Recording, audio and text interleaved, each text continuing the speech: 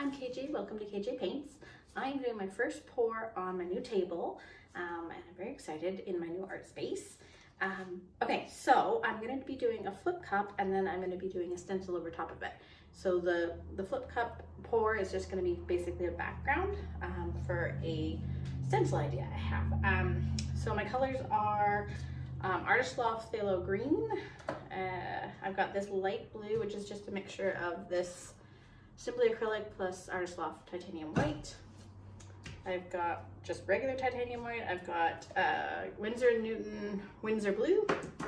I've got Liquitex Basics Light Green Permanent. And I've got this DecoArt Crafters Acrylic Sun Yellow. All of my paints, except for the yellow, are mixed about 2 to 1 with glue and water. So the glue and water is 75% glue, 25% water. And then that is mixed 2 parts to 1 part paint. And then any that needed a little bit of thinning, like the dark blue, the Winsor Newton tends to be a little bit thicker than the Artist Loft. That one just gets a little bit more water.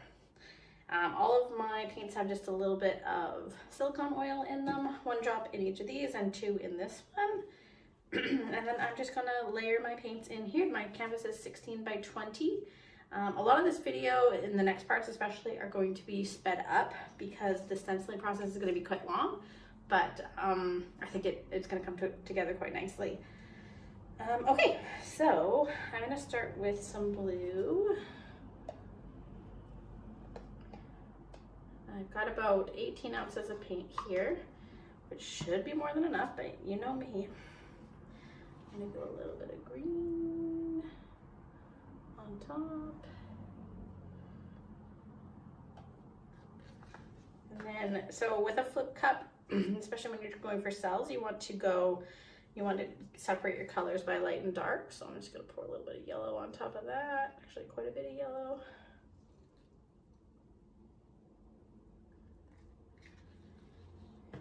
And then I'm going to go a little bit of white.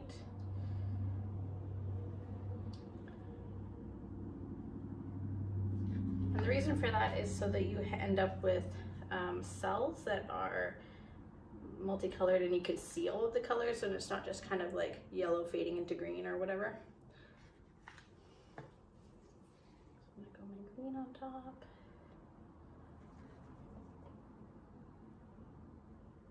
And my paints are fairly thick. I'll show you one of them here. Hopefully you can see it well enough.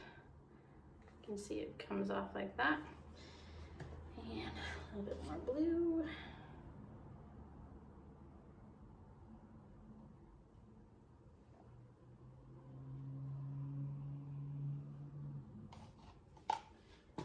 And then we'll just do that again.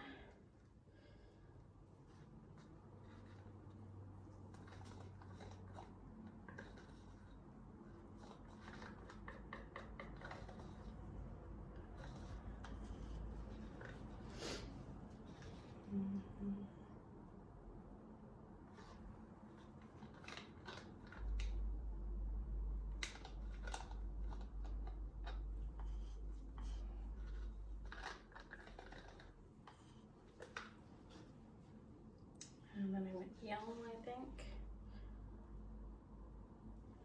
My yellow is a little thinner. Oh, and I should mention that because the Crafters acrylic is so thin to start with, it's mixed only 1 part pouring medium or glue and water to 1 part paint. And even then it's a little bit thinner than the rest of the colors. So that's probably going to result in, well, and I find that this yellow results in a lot of cells regardless, so we'll probably see a lot of cells from that.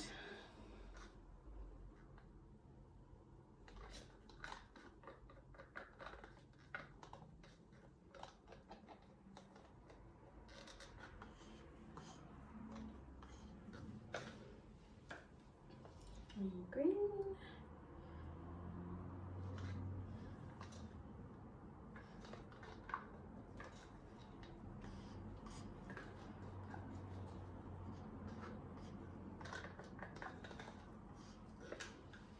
Finish off with the rest of my blue.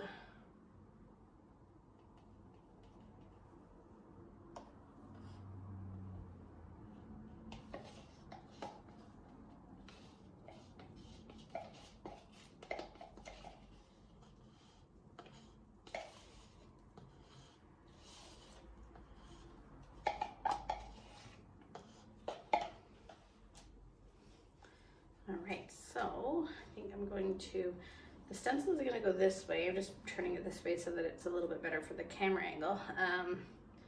So if I do my flip cups over here and then kind of spread it that way, I'm going to end up with a very horizontal design, which is okay with me, actually. So I'll do that. Okay, we'll let those sit for a minute and put my paints away. Okay.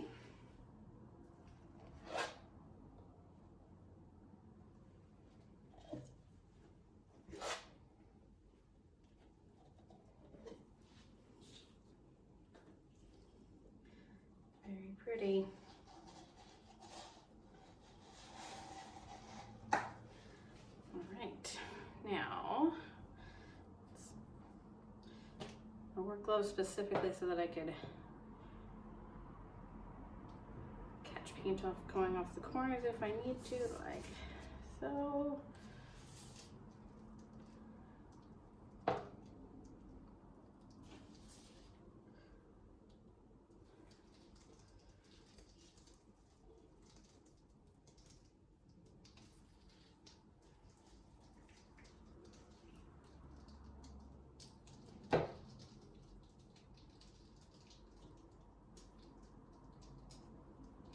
Okay, I always think that the white is going to take over and then it never does. So I end up with very little white, like on my table. I thought like this table that I did underneath it was like, if you didn't watch the video, it was like 3/4 white paint, even more than that, like 80% white paint. And yet there's very little white showing in comparison to how little paint there was on the rest. Okay, I'm just going to grab a paper towel, which I forgot, of course.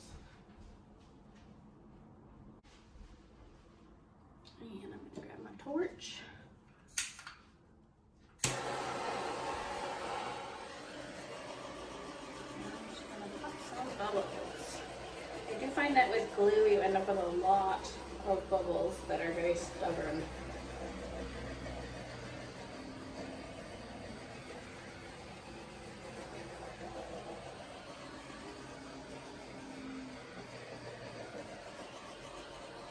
Versus something like the lip off.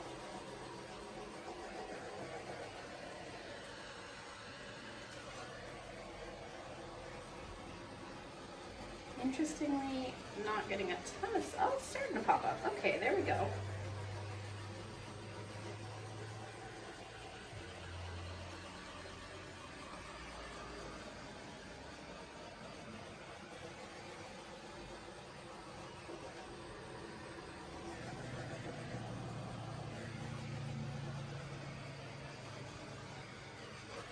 They're so pretty. Look at those.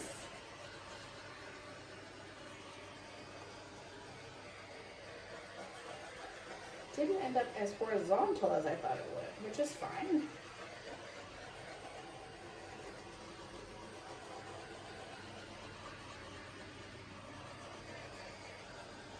The yellow, of course, always makes a ton of cells.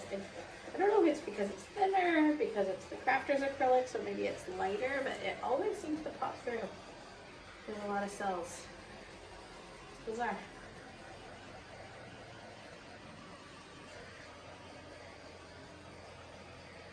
Oh, it's coming up so pretty.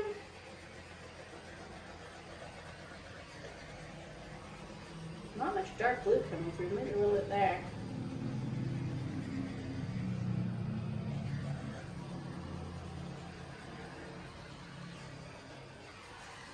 Okay. Oh, they're so pretty. Makes me think of jellyfish. So pretty. Okay, that's so pretty. Oh, I love it so much. They're still coming through here. Tons of yellow, always. Okay. Well, that's a good start. I will bring you back when it's dry for the first step of stenciling. Okay, so this next part is all going to be stenciling. I'm going to speed up all of it, just about all of it, and it's just going to be building up layers and layers of different colors until we get a picture. So I'm probably not going to talk much because we're just going to be, I made these stencils with I created the design in Inkscape, which is a free vector creation program. And then I used my new Silhouette Cameo 4 to cut them out. And now I'm just sticking them on piece by piece, and then I'll paint, let it dry, peel, pull the next one, and so on and so forth. So I'm gonna get going.